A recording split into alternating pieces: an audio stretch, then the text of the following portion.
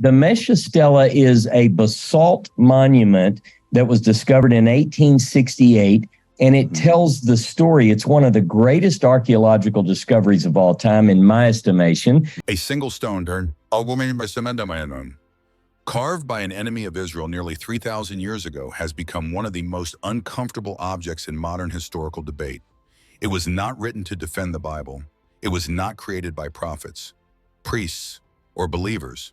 It was written by a pagan king who hated Israel, served a different God, and proudly recorded his victories in stone. Yet what he left behind confirms names, events, and a God that many insist should not have existed at that point in history. How much weight should we give to ancient evidence when it contradicts modern assumptions? What happens when Israel's enemies, not Israel's scriptures, preserve the memory of Yahweh? And why does a monument meant to glorify a pagan god now stand as one of the strongest extra-biblical confirmations of the biblical world? This video is not about preaching or belief. It is about archaeology, hostile testimony, and historical memory. We will examine what the Mesha Stele actually says, why historians take it seriously, and why its existence continues to challenge narratives about the origins of Israel, its kings, and its God. To understand why the Mesha Stele matters, we must first place it back into its original historical environment. This stone did not emerge from a peaceful or abstract world. It was born in an age defined by territorial conflict, political instability, and religious rivalry. The kingdom of Moab occupied the high plateau east of the Jordan River, in what is now modern Jordan. During the Iron Age, this region was strategically valuable and constantly contested. Moab sat directly opposite Israel across the Jordan Valley, making conflict not only likely but inevitable. These were not symbolic disputes. They were wars over land, tribute, survival, and control. In this period, nations did not separate politics from religion. Every military campaign was understood as a contest between gods. Victory meant divine approval. Defeat meant a god's anger or withdrawal. Moab's national deity was Chemosh. Israel's god was Yahweh. These were not seen as philosophical ideas, but as active powers shaping history in real time. According to the Bible, Moab had been forced into submission under Israelite rule during the reign of Omri, one of Israel's most powerful kings. Moab paid heavy tribute and lived under foreign dominance for years. This political humiliation formed the background of the Stele's message. The stone itself was discovered in 1868 near the ancient city of Dibon. Modern-day Dibon, a European missionary encountered a massive black basalt monument covered in unfamiliar writing. Local tribes immediately recognized its value. What followed was chaos. Competing claims by European scholars and Ottoman authorities led the local Bedouin to destroy the stone deliberately, fearing they would lose it. Fires were lit beneath it, cold water was poured over it, and the monument shattered. Ironically, this act of destruction did not silence the stone. A paper impression of the inscription had already been taken. The fragments were later recovered, reconstructed, and studied. What survived was the longest and most important Moabite inscription ever found. What makes this context critical is simple. The Mesha Stele was not produced in a vacuum. It emerged from a real geopolitical struggle between Moab and Israel, between Chemosh and Yahweh, between subjugation and rebellion. It is not theological reflection written centuries later. It is a political monument created close to the events it describes. That proximity is what gives the stone its historical force. Once reconstructed, the inscription reveals something rare in ancient history, a ruler speaking in his own voice, explaining defeat, humiliation, and eventual revenge. The text opens with a declaration of identity and authority. The speaker is Mesha, presenting himself not with modesty, but with absolute confidence. This is a victory monument. It was meant to be read publicly and remembered. Mesha begins by explaining why Moab suffered. He states that Israel dominated his land for many years because Chemosh, Moab's god, was angry with his people. This framing is critical. Mesha does not deny Israel's power. He explains it. His explanation is religious, not political. Defeat is not weakness, it is divine judgment.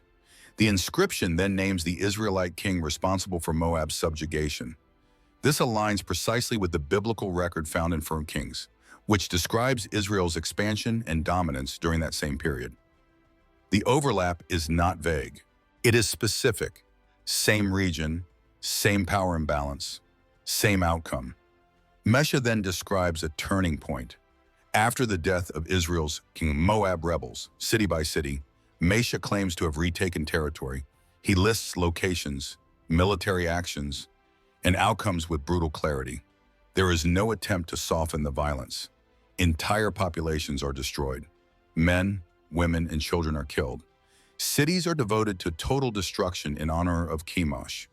This matters because it matches the tone and reality of ancient Near Eastern warfare. There is no moral editing here. The Bible records similar brutality, and so does this stone. The convergence is not theological, it is historical. Both sources reflect the same world, the same assumptions, and the same methods of war. Then comes one of the most important lines in the entire inscription. Mesha states that he captured sacred vessels belonging to Yahweh and displayed them before Chemosh. This is not a biblical author speaking. This is Israel's enemy, and yet the name Yahweh appears clearly and unmistakably. This single sentence carries enormous weight. It shows that Yahweh was not a private or unknown deity. Israel's enemies knew his name. They recognized his sanctuaries.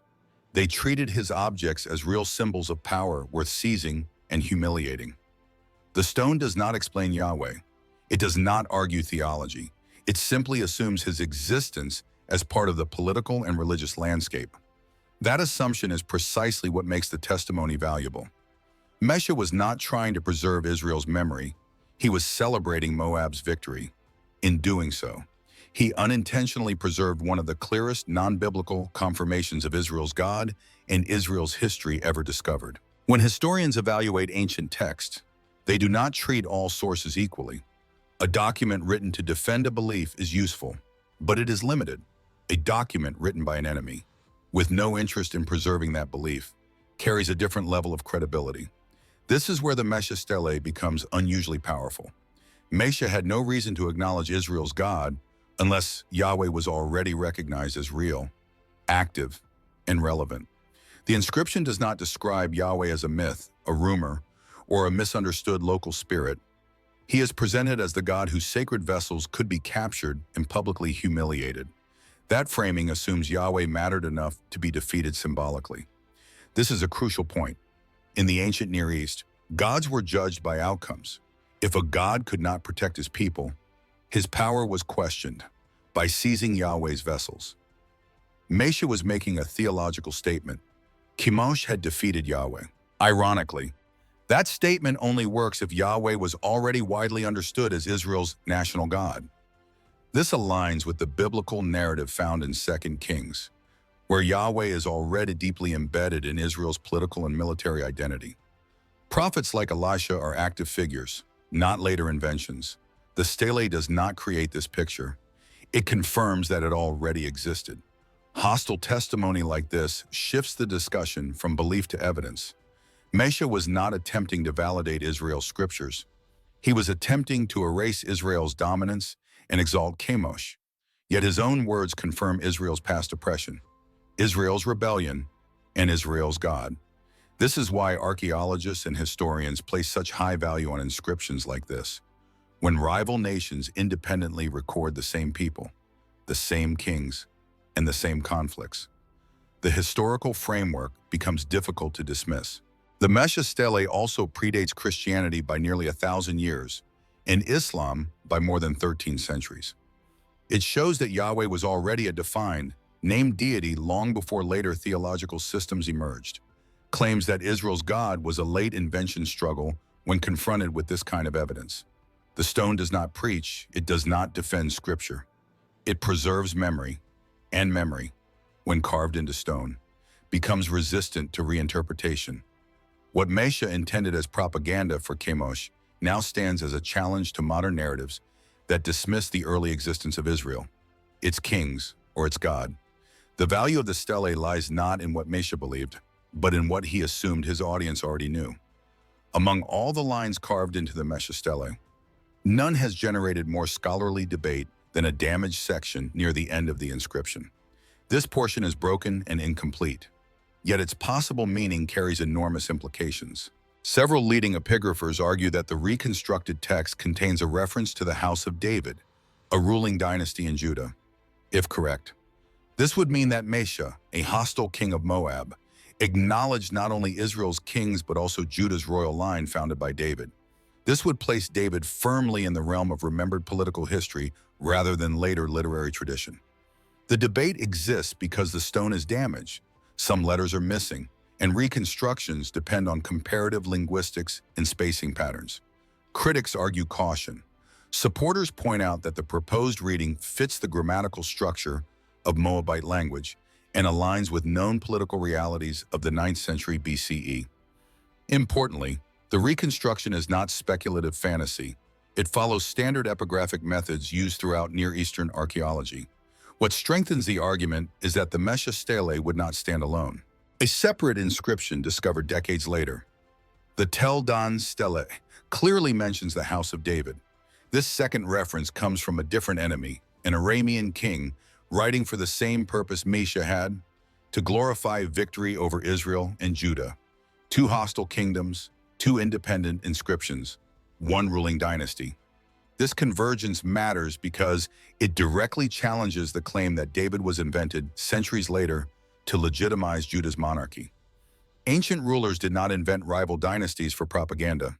They referenced real enemies to magnify their own triumphs. Mesha had nothing to gain by acknowledging David unless David's house was already recognized as a political reality. Even if one adopts a cautious position and treats the Mesha Stele reference as probable rather than certain, the broader pattern remains unchanged. Israel, Moab, and Judah appear as interacting states. Their kings are named, their conflicts are recorded, their gods are invoked. This is not myth-making. It is statecraft carved into stone. The significance here is cumulative. Archaeology rarely hinges on a single artifact. It builds through converging lines of evidence. The Mesha Stele, when read alongside the Tel Dan Stele in the biblical record, forms a triangulation that is difficult to dismiss. David does not emerge from poetry alone. He emerges from enemy memory. The Mesha Stele remains one of the most important archaeological discoveries ever made for understanding the ancient world of the Bible, not because it was written by believers, and not because it was intended to support Scripture, but because it was written by an enemy. King Mesha of Moab sought to glorify himself and exalt his god, Chemosh. Instead, he left behind a permanent historical record that confirms Israel's existence, Israel's conflicts, and Israel's God. This stone verifies that Moab was a real kingdom, that Israel exerted political control east of the Jordan, and that kings like Omri were not literary creations. It confirms that Yahweh was already known by name, recognized beyond Israel's borders, and treated as a powerful national deity centuries before Christianity and long before Islam. It also contributes to a growing body of evidence that the House of David was a remembered political dynasty, not a later invention. The power of the Mesha Stele lies in its unintended testimony. Hostile sources do not attempt to preserve theology, they preserve memory. And when that memory aligns with independent biblical and archaeological records, it forces a reassessment of how ancient history is reconstructed. The stone does not argue, it does not persuade, it simply stands as a witness from a world that no longer exists, resisting modern assumptions about what could or could not have happened. The question it leaves us with is simple and uncomfortable. When physical evidence carved into stone contradicts modern narratives, are we willing to follow the evidence, wherever it leads? That is a question worth discussing.